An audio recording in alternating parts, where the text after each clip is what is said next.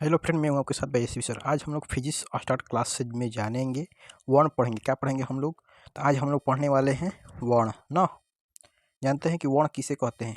वर्ण किसे कहते हैं? चलिए जानते हैं हम लोग वर्ण किसे कहते हैं ना। इसकी परिभाषा क्या होती है? इसका परिभाषा क्या होती है ना? इसकी परिभाषा क्या होती है? इसकी परिभाषा क्या होता है? इसको कितने भागों में बांटा गया है ना। चलिए जानते हैं हम लोग ना। जानते हैं कि वर्ण किसे कहते हैं। अगर आप लोगों को थोड़ा सा अगर समझने में दिक्कत होगा तो हम इसका वीडियो इतना बेहतरीन तरह से समझा कर डाले हैं कि वहाँ से आप जाकर क्या देख सकते हैं। प्लेलिस्ट में जाइए और वहाँ से देख लीजिए। अगर बेहतरीन तरह से समझाए हैं, इंट्रोडक्शन डालिएगा तो वहाँ से क्या आप वीडियो आ जा सकती है ना। चलिए हम लोग चलते हैं, पढ़ते हैं हम लोग। चलिए हम लोग जानते हैं कि वर्ण किसे कहते हैं ना। मतलब वर्ण किसे कहते हैं? वर्ण भाषा की सबसे छोटी इकाई है। मतलब वर्ण भाषा की सबसे छोटी इकाई है जिसका खंड या टुकड़ा नहीं किया जा सकता है, उसे क्या कहते हैं? वर्ण कहते हैं। जिससे खंड या टुकड़ा ना न किया जाए, जिसे खंड या टुकड़ा नहीं किया जा सकता, उसे क्या कहते हैं? जैसे हम लोग अ ले लिए, इसे खंडित कर सकते हैं। ई ले लिए, इसे खंडित कर सकते हैं। अगर छोटा क ले लेंगे, मतलब आधा क आधा ख ले लेंगे, इसे खंडित कर सकते हैं। जिसे खंड या टुकड़ा न किया जा सकता है उसे क्या कहते हैं? वर्ण कहते हैं। आया समझ में? वर्ण किसे कहते हैं? जिन वर्ण के उच्चारण में जिन वर्ण के उच्चारण में खंड टुकड़ा न किया जा सके, खंड टुकड़ा न किया जा सके, उसे क्या कहते हैं? खंड या टुकड़ा नहीं किया जा सकता, उसे क्या कहते हैं? जिन वर्ण के उच्चारण में खंड या टुकड़ा नहीं किया जा सकता है उसे क्या कहते हैं? वर्ण कहते हैं। आया समझ? जैसे अ, आ, छोटा ई, बड़ा ई, मतलब छोटा ई, बड़ा ई, आधा क, आधा च, आधा प आएगा, ये सब क्या कहलाता है? तो वर्ण ही कहलाता है सब ना। सब क्या कहलाएगा? कि वर्ण ही कहलाएगा ना। आते हैं हम लोग कि जैसे मैं आधा क दिया, यहाँ पे आधा क च दिया, आधा ट, आधा ट, आधा प, आधा त, आधा त, ये सब इत्यादि जितना बताया जाएगा उतना भी आएगा। क्या कहलाता है? वर्ण। जिससे खंड या टुकड़ा न किया जा सकता है। जैसे आधा क को खंडित कर सकते हैं? नहीं। आधा च को खंडित कर देंगे? नहीं। और हम अ लिख दिया, यहाँ पे अ को किस प्रकार से खंडित कर सकते हैं? नहीं कर सकते हैं। आधा क को लिख देंगे यहाँ पे तो खंडित कर सकते हैं? नहीं। जिससे खंड या टुकड़ा न किया जाए उसे क्या कहते हैं? वर्ण कहते हैं। क्या कहते हैं? तो वर्ण कहते हैं, वर्ण कहते हैं ना। आया समझ में? चलते हैं हम लोग नेक्स्ट पे चलते हैं कि दिया है कि वर्णमाला किसे कहते हैं। दिया है, क्या दिया है? कि वर्णमाला ना, वर्णमाला किसे कहते हैं? वर्णमाला किसे कहते हैं? दिया है कि दिया है कि किसी भाषा की वर्णों का अक्षरों के व्यवस्थित रूप से वर्णमाला कहलाता है। मतलब वर्णों को व्यवस्थित रूप से सजाना ही क्या कहलाता है? वर्णमाला कहलाता है। जैसे में हम लोग फूल ले लेंगे, बहुत सारे फूल रखे हैं, उस फूल को क्या करेगी कि माला के फॉर्म में अगर गूंथ देंगे तो वो क्या कहला गया? माला कहलाएगा। फूलों को क्या कर दिए, एक डोरा में गूंथ देंगे तो क्या कहला जाएगा? माला कहला जाएगा। उसी प्रकार वहाँ पे हम लोग का क्या दिया है यहाँ पे कि हम लोग का दिया है यहाँ पर कि वर्णमाला। वर्णमाला मतलब वर्णों को क्या करेंगे? एक सब मतलब एक वर्णों को अक्षरों के रूप में क्या करेंगे? व्यवस्थित कर देंगे तो क्या कहला रहा है? वर्णमाला कह रहा है। सभी वर्ण को क्या करेंगे? एक ठान ले आकर रख देंगे तो क्या कहला है? लाएगा वर्णमाला कहलाएगा ना। यहाँ पे दिया है, यहाँ पे दिया है कि किसी भाषा की वर्णों या अक्षरों को व्यवस्थित रूप से सजाना ही क्या कहलाता है? वर्णमाला कहलाता है ना। इनकी अगर हिंदी में कुल संख्या बोलेंगे तो कितना होता है? वर्णों की 52 होता है। इसकी कुल अक्षरों की संख्या कितनी होती है? इसकी कुल अक्षरों की संख्या कितना होता है? तो 52 होता है ना। इसकी कुल अक्षरों की संख्या कितना होता है? तो 52 होता है। कितना होता है कुल अक्षरों की संख्या? तो 52 होता है ना। कुल अक्षरों की संख्या कितने होता है? तो 52 होता है। चलते हम लोग क्या नेक्स्ट में इसकी भेद में जानेंगे ना। इसका भेद जानते हैं कि इसका भेद कितना होता है। ये जो भेद दिया हम लोग का कि भेद कितना होता है, जानना तो अति आवश्यक है। चलते हम लोग भेद जानते हैं कि इसका भेद कौन कौन है ना। चलते हम लोग भेद में जानते हैं कि भेद कौन कौन से है। भेद अगर जानते हैं कि वर्ण के 2 भेद होते हैं। वर्ण के कितने भेद होते हैं? 2 भेद होते हैं। कौन कौन? स्वर वर्ण और व्यंजन वर्ण।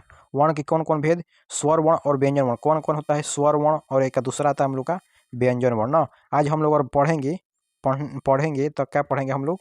तो आज हम अभी हम लोग पढ़ेंगे, तो अभी हम लोग पढ़ने जा रहे हैं। अभी हम लोग पढ़ेंगे स्वर वर्ण को पढ़ेंगे। क्या पढ़ेंगे? तो हम लोग स्वर वर्ण को पढ़ेंगे। अभी हम लोग को पढ़ेंगे तो स्वर वर्ण पढ़ते हैं ना। चलिए जानते हैं कि स्वर वर्ण किसे कहते हैं। जिन वर्ण के उच्चारण में, मतलब जिन वर्ण के उच्चारण मतलब जिन वर्णों के उच्चारण में दूसरे वर्ण की सहायता नहीं ली जाती है उसे क्या कहते हैं, स्वर वर्ण कहलाता है।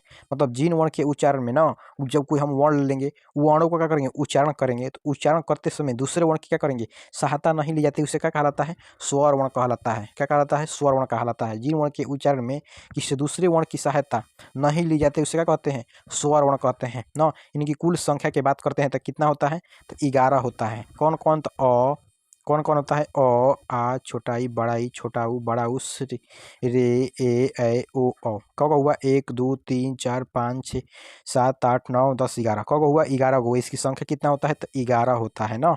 इसकी संख्या की बात करते हैं तो कितना होता है हम लोग का, इसकी संख्या कितना होता है, तो 11 होता है। इसकी संख्या कितनी होती है, तो 11 होता है ना। अगर हम लोग चलते हैं कि स्वर वर्ण की भेद जानेंगे कि स्वर वर्ण की जो भेद कितना होता है, स्वर वर्ण की जो भेद होता है कितना होता है, 2 भी होता है ना। इसकी भी भेद कितना होता है, 2 होता है। इसका भी लड़का का गो है, 2 गो है ना। अगर आप लोग को अगर इस बेहतरीन तरह से, इससे भी बेहतरीन तरह से अगर समझना चाहते हैं तो हमारे यूट्यूब चैनल पर जाएँ, डालिएगा, यूट्यूब डालिएगा या हमारे चैनल से जुड़े हैं तो इस चैनल से जुड़िए और प्लेलिस्ट में जाकर देखिए, इंट्रोडक्शन क्लास देखिएगा, तो वहाँ से और बेहतरीन तरह से हम बोर्ड पर क्या समझाए हुए हैं, वहाँ से आप जाकर क्या देख सकते हैं। अगर थोड़ा सा यहाँ से दिक्कत हो रहा है समझने में तो वहाँ से एकदम बेहतरीन तरह से तोड़ तोड़ कर समझाए, वहाँ से आपको क्या जाकर देख सकते हैं। चलते हैं हम लोग की, चलते हैं कि स्वर वर्ण की भेद जानते हैं ना। अगर आप बता दिए यहाँ पे कि इसकी संख्या कितनी होती है, तो 11 होता है। इसकी संख्या कितनी होता है, 11 होता है। कौन कौन, अ, आ, छोटा ई, बड़ा ई, छोटा ऊ, बड़ा ऊ, से ए, ओ होता है ना। इसकी भेद जानता है कि भेद कौन कौन होता है, हर्ष वर्ग और दीर्घ स्वर्ग। इसका भेद कितना होता है, तो हर्ष वर्ग और दीर्घ स्वर्ग होता है। कौन कौन, हर्ष वर्ग और दीर्घ स्वर्ग होता है। जानते हैं कि पहला में हम लोग का दिया है, क्या दिया है कि हर्ष वर्ग ना। पहला में हम लोग को दिया है कि हर्ष वर्ग किसे कहते हैं, हर्ष वर्ग किसे कहते हैं। चलते हैं कि हर्ष वर्ग किसे कहते हैं, हर्ष स्वर किसे कहते हैं ना, जान लें कि हर्ष स्वर किसे हम लोग कहते हैं। हर्ष स्वर किसे कहते हैं, जिन वर्ण के उच्चारण में, जिन वर्ण के उच्चारण में मतलब जिन वर्ण के उच्चारण करते समय मतलब जिन वर्ण के उच्चारण में दीर्घ स्वर की अपेक्षा कम समय लगता है उसे क्या कहते हैं, हर्ष स्वर कहते हैं। मतलब दीर्घ स्वर की अपेक्षा क्या होता है, कम समय लगता है, उसे क्या कहते हैं, हर्ष स्वर कहते हैं। जिन वर्ण के उच्चारण में दीर्घ स्वर की अपेक्षा कम समय लगता है उसे क्या कहते हैं, हर्ष स्वर कहते हैं। जिन वर्ण के उच्चारण में दीर्घ स्वर की अपेक्षा क्या होता है, कम समय लगता है, उसे क्या कहते हैं, हर्ष स्वर कहलाता है। जैसे में इसकी संख्या की बात करते हैं तो 4 गो होता है। कौन कौन, अ, आ नहीं होता है, अ, छोटा ई, छोटा ऊ और श्रे मतलब रे, अ, आ, छोटा ई, ऊ और रे क्या कहलाता है, ये सब की इनकी संख्या अगर बात है कि हर्ष स्वर की संख्या कितनी होती है, तो 4 गो होती है ना। हर्ष स्वर की संख्या कितनी होती है, 4 गो। कौन कौन, अ, छोटा ई, छोटा ऊ और री होता है। इसकी संख्या कितनी होती है, 4 गो होती है। किसकी, तो हर्ष स्वर की संख्या ना। आते हैं हम लोग कौन कौन होता है, अ, छोटा ई, छोटा ऊ और री होता है। इसकी संख्या कितनी होती है, तो 4 गो होता है। 4 गो दिया है, 4 गो होता है ना। चलते हैं नेक्स्ट पे, हम लोग को दिया है कि दीर्घ स्वर ना।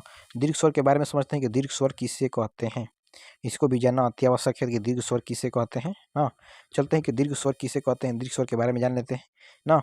दीर्घ स्वर किसे कहते हैं, चलिए हमारे साथ के अंत तक बने रहिएगा एकदम बेहतरीन तरह से। अगर थोड़ा भी अगर समझने में दिक्कत हो रहा है तो आ जाइए प्लेलिस्ट में, वहाँ से वीडियो डाल दिए हैं कि इंट्रोडक्शन क्लास डाल दी, वहाँ सब जगह क्या देख सकते हैं। चलिए चलते हैं, हम लोग की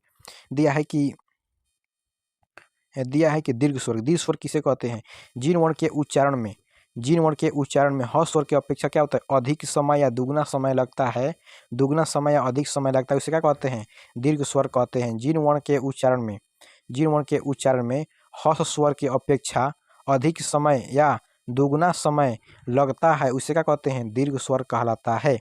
समझ में, हर्ष स्वर की अगर सहायता भी लिया जाता है उसे क्या कहलाता है, दीर्घ स्वर कहलाता है ना। इसकी संख्या की बात करते हैं तो इसकी संख्या कितनी होती है, इसकी संख्या कितनी होता है, 7 होता है। कौन कौन आते हैं, आ, छोटा ई, छोटा ऊ, री, ए, ओ होता है ना।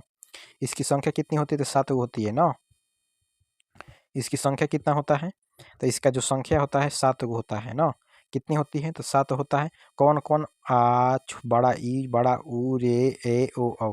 अगर आ को जैसे बोलिएगा कि सर दीर्घ स्वर और किसे किसे कहते हैं, जिन वर्ण के उच्चारण में क्या बोले हैं आप लोग, जिन वर्ण के उच्चारण में क्या हर्ष स्वर की अपेक्षा अधिक समय या दुगना समय लगता है। जैसे में हम लिख दिए यहाँ पे अ लिखे ना, अ प्लस अ मिलकर क्या बनता है, आ बनता है ना।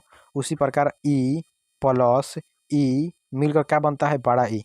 क्या हो रहा है कि दोनों को मिलाकर क्या बन रहा है तो आ माला, दोनों अ और अ को मिलाकर का बना आ। वही बता रहे हैं कि दीर्घ स्वर की अपेक्षा जिन वर्ण के उच्चारण में हर स्वर की अपेक्षा क्या हो रहा है, अधिक समय लग रहा है, अधिक समय लग रहा है, वो क्या कहलाता है, या दुगना समय लगता है, उसे क्या कहलाते हैं, दीर्घ स्वर कहलाता है। आया समझ में, दीर्घ स्वर किसे कहते हैं।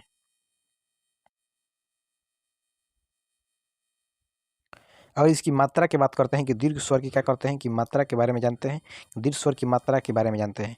अ का मात्रा होता है क्या, कुछ नहीं होता है। आ का मात्रा एक पाई होता है। ई की मात्रा इधर से होती है और बड़े ई की मात्रा इधर से होती है ना, इधर से होती है बड़े ई की मात्रा।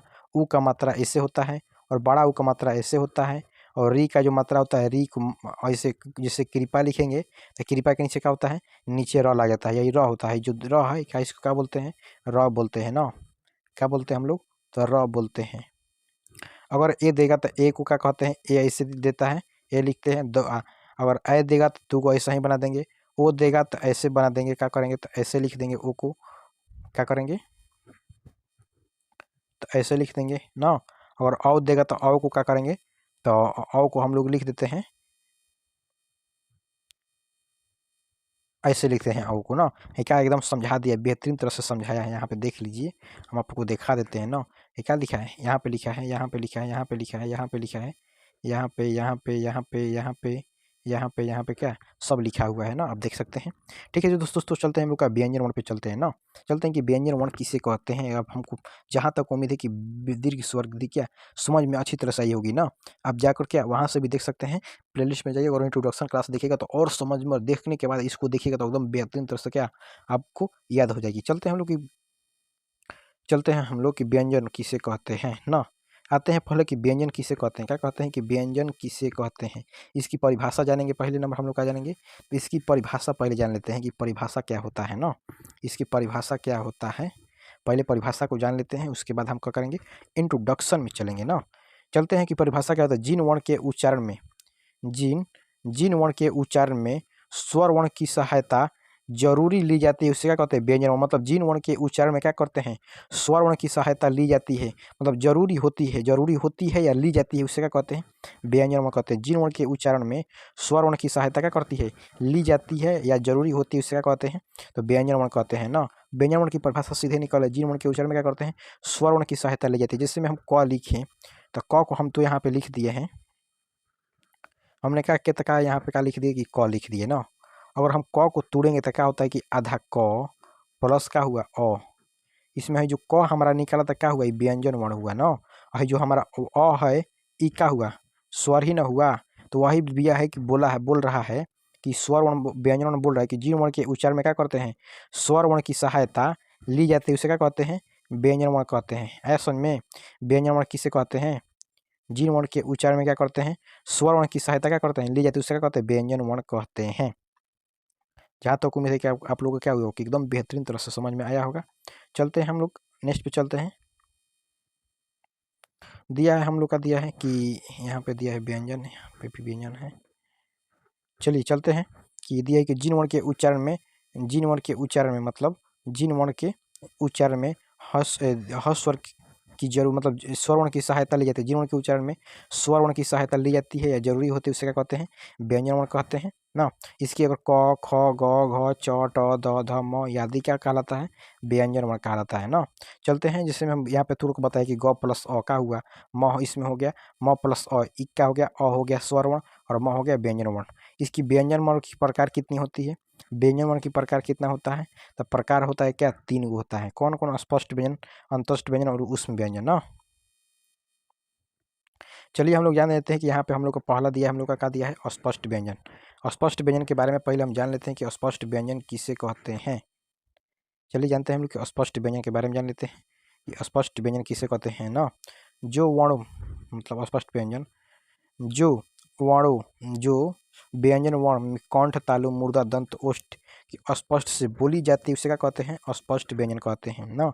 जिसमें क्या करते हैं, कंठ की, तालु की, मूर्धा की, दंत की, ओष्ठ की स्पष्ट से, जैसे कंठ है, तालु है, मूर्धा है, दंत है और ओष्ठ की मदद से बोली जाती है, उसे क्या कहते हैं, अस्पष्ट व्यंजन वर्ण कहते हैं। ऐसा में स्पष्ट से बोली जाती है, उसे क्या कहते हैं, अस्पष्ट व्यंजन वर्ण कहलाता है। इसकी संख्या की बात करते हैं तो 25 होती है।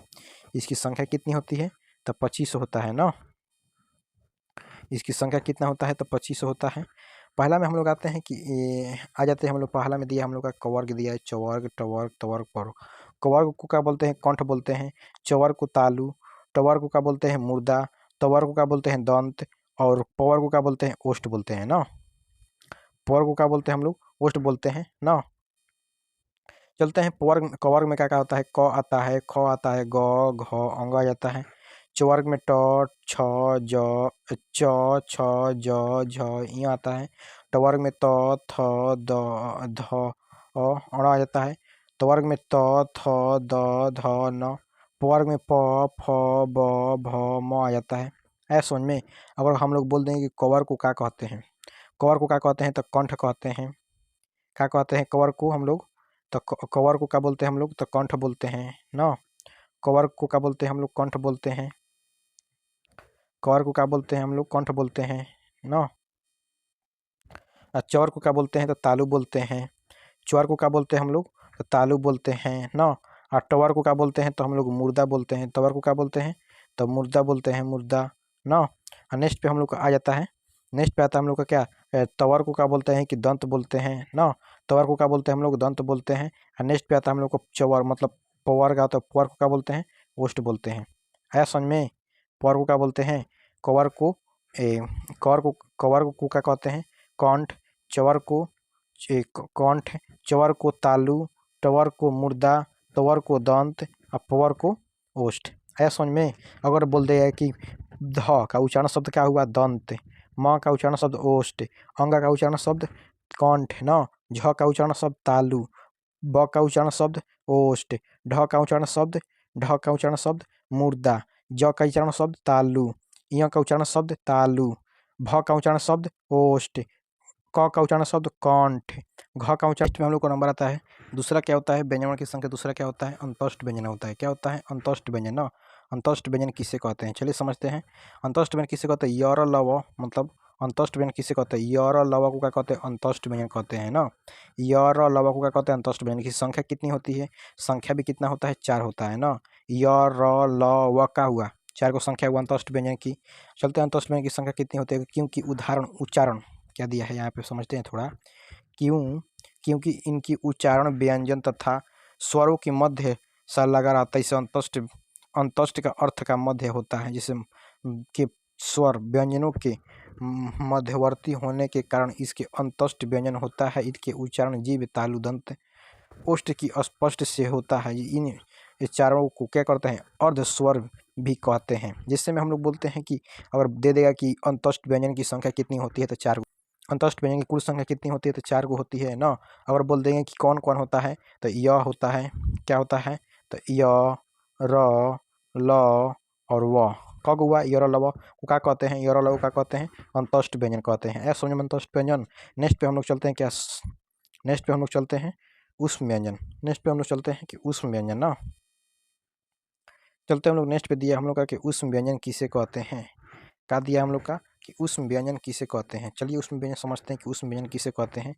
दिया है कि जिन व्यंजन वर्ण के उच्चारण रगड़ घर्षण उत्पन्न होता है उसे क्या कहते हैं, ऊष्म व्यंजन कहते हैं। अगर थोड़ा सा अगर समझ में नहीं आता है तो इसका वीडियो हम डाल चुके हैं, अंतस्थ व्यंजन ऊष्म व्यंजन, एकदम अच्छी तरह से इंट्रोडक्शन क्लास दिए हैं, वहाँ से बेहतरीन तरह से क्या आप जाकर देख सकते हैं। ठीक है दोस्तों।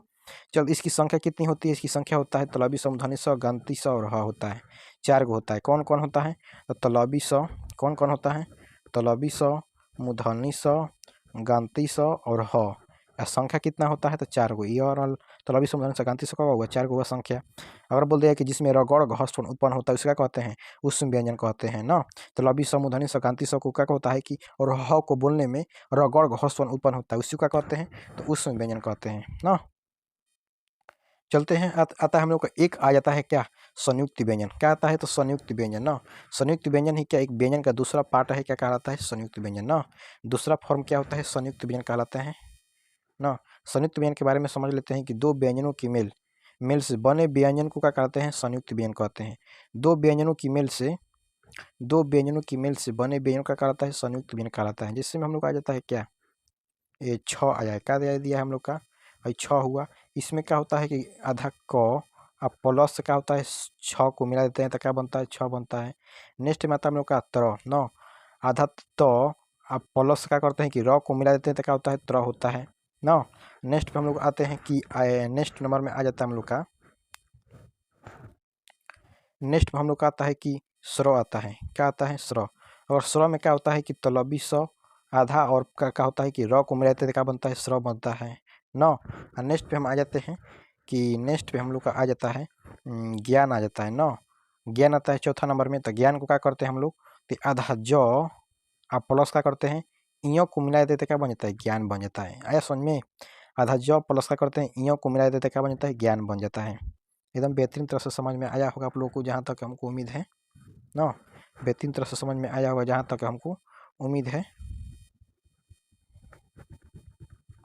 इसको भी थोड़ा लाइट में लिख देते हैं, ये लाइट में लिखेगा ना तो थोड़ा अच्छा से समझ में आता है ना, अच्छा से समझ में आता है। क्या था हम लोग का यहाँ पे, तो त्र था ना, तो क्या हो जाएगा, आधा तो प्लस र, स्र को क्या कहते हैं, आधा क प्लस स, त्र को आधा त प्लस र, स्र को आधा स प्लस र, और ज्ञान को क्या बोलेंगे, आधा ज प्लस यहाँ। एकदम बेहतरीन तरह से समझ में आया ना, एकदम बेहतरीन समझ आया। ठीक है, तो ऐसा ही वीडियो अगर आप देखना चाहते हैं कि संज्ञा किसे कहते हैं, सर्वनाम किसे कहते हैं, विशेषण किसे कहते हैं, क्रिया किसे कहते हैं, इस सब की वीडियो देखना चाहते हैं, या फिजिक्स केमिस्ट्री बायो की अगर और कोई भी चीज़ की तैयारी करते हैं तो क्या हमारे चैनल से जुड़कर क्या फिजिक्स मास्टर क्लासेस से जुड़कर तैयारी कर सकते हैं। ठीक है दोस्तों, हमारी तरफ से क्या नमस्कार, हमारी तरफ से नमस्कार। वीडियो अच्छा लगे तो क्या करें, लाइक करना क्या ना भूलें ना, शेयर करना ना भूलें।